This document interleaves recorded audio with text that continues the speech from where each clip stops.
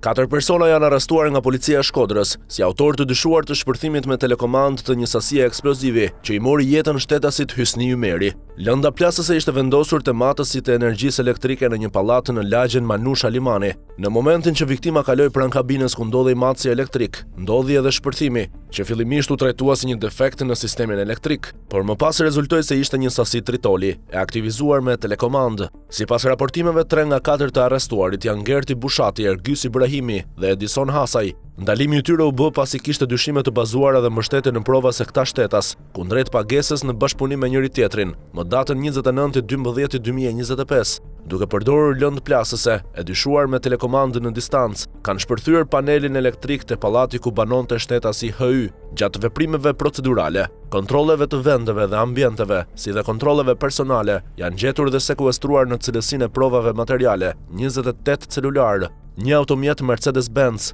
rrobat e veshura nga autori dyshuar, që ka vendosur lëndën eksplozive, municion luftarak, një sasi monetare në lek dhe euro, një sasi lënde narkotike, një sasi lënde kokainë, 3 pajisje gjurmuese GPS, 2 kamera sigurie dhe një laptop, njoftoi policia. Ndërkohë, në njoftimin zyrtar, policia e Shkodrës bëri të ditur se ka finalizuar operacionin e koduar Shadows. Operacioni u zhvillua me mbështetjen e Forcës Kombëtare të Sigurisë Njësia Shkodër, Forcës së Posaçme Shqiponja, shërbimeve të Komisariatit të Policisë Shkodër dhe atyre të DVP Shkodër.